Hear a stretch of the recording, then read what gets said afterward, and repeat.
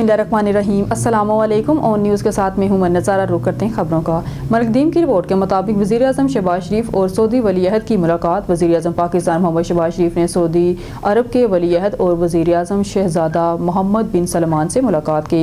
नायब वज़ीर आज़म और वज़ीर ख़ारिजा Ishaq Dar, army chief general Syed Asim Munir और पंजाब की वज़ीर आला मरियम नवाज़ भी मुलाकात में मौजूद थी। मलकदीम की रिपोर्ट के मुताबिक पाकिस्तान और अमेरिका ने बुध के रोज़ दोनों ममालिक के मबैन कौंसलर अमूर पर तबादला ख्याल किया। ये एक ऐसे वक्त में सामने आया है जब ट्रंप इंतज़ामिया ने इमिग्रेशन से मुताल्लिक़ एग्जीक्यूटिव अहकामात में ज़बरदस्त तब्दीलियाँ की और गैर कानूनी तारकीन वतन के खिलाफ क्रैकडाउन किया, जिसके नतीजे में वीज़ा, हवाला जहाज समेत घरेलू और बैनुल अक़वामी सियाहत का बाइस बने। दफ्तर ख़ारजा के मुताबिक नायब वज़ीर आज़म वज़ीर ख़ारजा के सेनेटर मोहम्मद इसहाक़ डार ने आज एक इजलास की सदारत की ताकि कौंसल के मामलात पर पाकिस्तान और अमेरिका के माबैन जारी ताउन पर तबादला ख्याल किया जा सके।